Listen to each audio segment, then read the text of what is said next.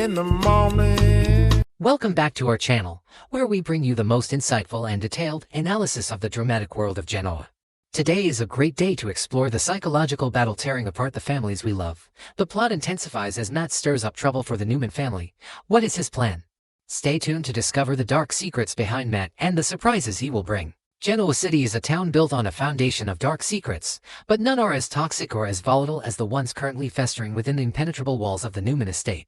For weeks, the residents have been forced to navigate the deeply unsettling presence of Matt Clark, a man whose horrific history of abuse, manipulation, and psychological terror has left permanent, agonizing scars on the Newman family, particularly Sharon and Nick.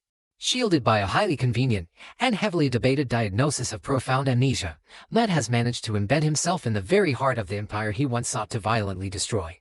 Victor Newman, operating under the arrogant assumption that he could control and weaponize this broken man, allowed Matt to reside on the ranch.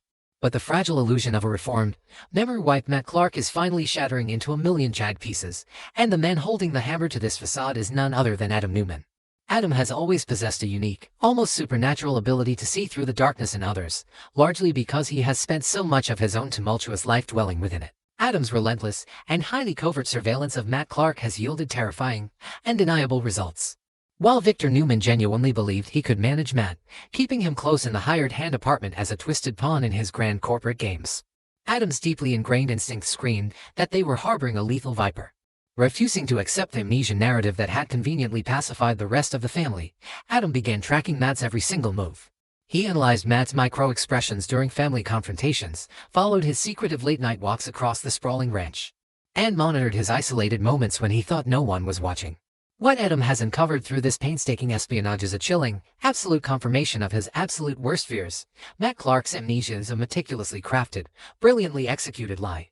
The monster never left Genoa City. He merely put on a pathetic mask of confusion to lower the defenses of the very people he intends to annihilate. The most devastating and heartbreaking piece of Adam's monumental discovery revolves around his brother, Nick Newman. Nick's recent, horrific descent into fentanyl addiction has torn the Newman family apart, leaving them grasping for answers as to why the golden boy would spiral so drastically. Adam has now unearthed the sinister, murderous catalyst behind this tragedy. Through his covert tracking and gathering of digital footprints, Adam has found concrete, irrefutable evidence that Matt Clark intentionally orchestrated Nick's devastating overdose. Matt deliberately manipulated the drug supply, intentionally providing a tainted, highly lethal batch of fentanyl to push Nick to the absolute brink of death. This was not a tragic, accidental byproduct of addiction. It was a calculated, cold-blooded attempted murder disguised as a tragic relapse. Matt wanted Nick to suffer the ultimate humiliation and physical destruction, watching with sadistic glee from the shadows as Nick crumbled into a desperate, dying addict. In my opinion, this is how Adam is protecting himself from pain, by transforming his profound, suffocating guilt and grief into a relentless, protective crusade for his family. Adam has suffered unimaginable, soul-crushing losses in his life, most notably the tragic, recent death of his infant daughter, Ava, with Sally Spectra. He knows intimately what it feels like to be completely powerless in the face of death and despair. By obsessively tracking Matt Clark and fighting with every fiber of his being to save Nick, Adam is desperately trying to rewrite his own tragic narrative. He cannot save his baby girl, and he cannot magically undo the dark, destructive deeds of his past, but he can save his brother from a monster. Adam is projecting all his unresolved trauma and agonizing helplessness into this high-stakes mission, using his righteous anger at Matt as an impenetrable shield against his own internal despair. If he can expose this psychopath and rescue Nick from the abyss, Adam might finally feel a fleeting sense of redemption and worthiness. But Matt Clark's gruesome orchestration of Nick's overdose is merely the bloody prologue to a much larger, infinitely more catastrophic narrative that threatens the entire town.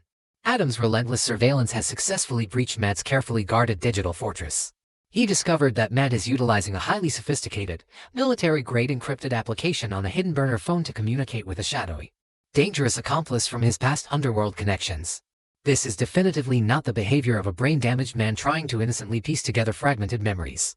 This is the flawless operational security of a seasoned, brilliant criminal executing a master plan.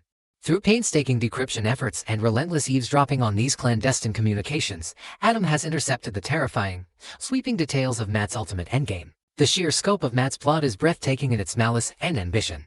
He is not satisfied with merely tormenting Nick Newman or seeking petty, localized revenge against Sharon for the events in Las Vegas. Matt intends to systematically dismantle the entire Newman family from the inside out, leaving nothing but ashes and ruin. By playing the pathetic, amnesiac victim, he has brilliantly manipulated Victor Newman into a false sense of absolute superiority, turning the Newman patriarch's legendary arrogance into a weapon against the family itself. Matt's intercepted communications reveal a step-by-step, calculated strategy to violently exploit the existing fractures within the family.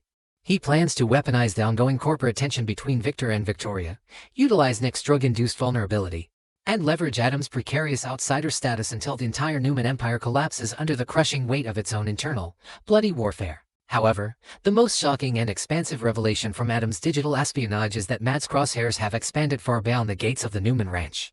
The encrypted messages reveal a coordinated, highly destructive campaign explicitly targeting Chancellor Winters as well. This expansion is diabolical in its timing and execution, specifically aiming at the newly appointed Chief Executive Officer, Kane Ashby. Kane, who is already navigating a tremendously treacherous corporate landscape and dealing with the massive emotional fallout of Lily Winters faking her kidnapping, is the perfect, vulnerable target. With the Winters family currently tearing itself apart over the explosive revelation that Holden Novak is actually Neil Winters' biological son, Chancellor Winters is a fragile house of cards. And Matt Clark is holding a hurricane. In my opinion, this is how Matt is protecting himself from pain, by becoming the absolute, untouchable architect of suffering for everyone around him. Matt is a deeply broken, fundamentally sociopathic individual whose fragile ego cannot tolerate the agonizing reality of his own failures, rejections, and the universal hatred he receives from the world. To avoid feeling the stinging, suffocating reality of his own insignificance, he projects an aura of omnipotent, godlike control. By orchestrating the downfall of legendary titans like Victor Newman and manipulating massive corporate empires like Chancellor Winters, Matt creates a delusional, grandiose reality where he is a master playing chess with human lives. Inflicting profound agony on Nick, Sharon, and now Kane, is his twisted, deeply sick coping mechanism. It is a way to numb his own internal, screaming void by filling his life with the manufactured screams and despair of his innocent victims. The intelligence Adam gathered exposes the exact, terrifying methodology of how Matt and his unseen accomplice plan to utilize Kane Ashby's new position at Chancellor Winters. They intend to use Kane as an unwitting, highly destructive Trojan horse within the company. By manipulating Kane's executive decisions, leaking fabricated, disastrous corporate data to the press, and orchestrating massive and traceable financial blunders, Matt plans to rot the legendary company from the inside out. The ultimate goal is to make Kane look entirely incompetent and criminally negligent, triggering a catastrophic loss of shareholder confidence and paving the way for a hostile takeover or total, humiliating liquidation. Matt is brilliantly leveraging the chaos already brewing between Billy Abbott, Jill, and Lily to ensure that when Chancellor Winters finally falls, the collateral damage will destroy multiple family legacies simultaneously. Recognizing the apocalyptic, town-wide scale of this dual-front threat, Adam realizes that time is a luxury they absolutely no longer possess. The danger is no longer isolated to Nick's tragic, personal battle with fentanyl addiction. It is a massive war threatening the very foundations of Genoa City's most powerful and historic institutions. Adam begins a frantic, high-stakes race against the clock to compile an undeniable, bulletproof dossier of evidence. He knows intimately that bringing mere suspicions or gut feelings to a man like Victor Newman is a fool's errand that will only result in his own banishment. Adam needs irrefutable proof. He painstakingly gathers decrypted chat logs, digital footprints, and audio transcripts that explicitly and undeniably tie Matt Clark to the tainted fentanyl that nearly killed Nick, as well as the intricate corporate espionage plot aimed squarely at Kane Ashby and Chancellor Winters. Armed with this explosive, world-shattering dossier, Adam marches directly into the lion's den, Victor Newman's executive office at the ranch. The atmosphere during this confrontation is crackling with decades of historical tension and unresolved familial trauma.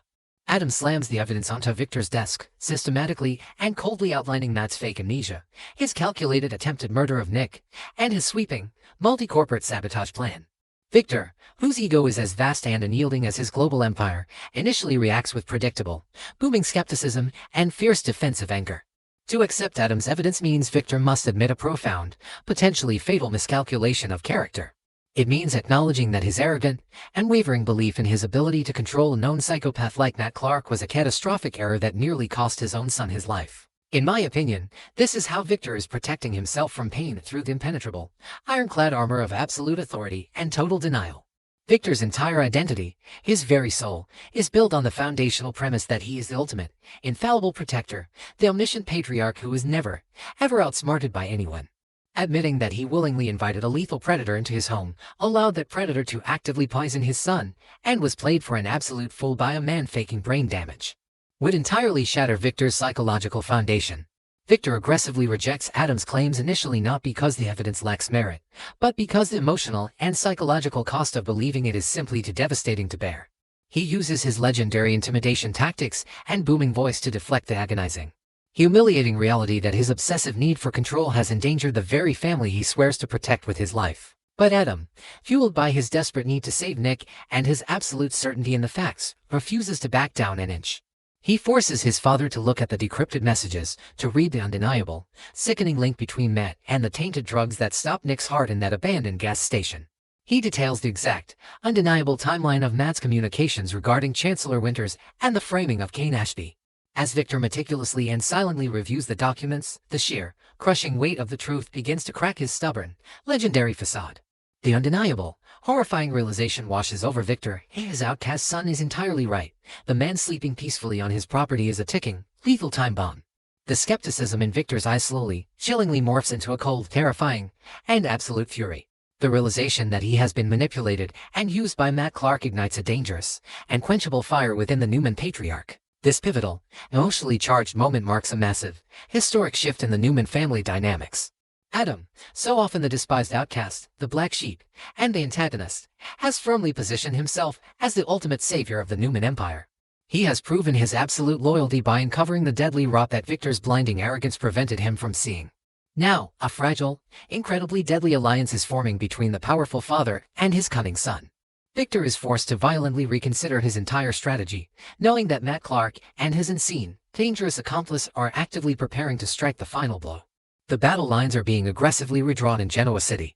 The question now is not whether Matt Clark's devastating plan will be executed, but exactly how Victor and Adam will orchestrate their ruthless counterattack to completely annihilate the threat before Nick, Kane, and their respective legendary empires are reduced to nothing but ash and memory.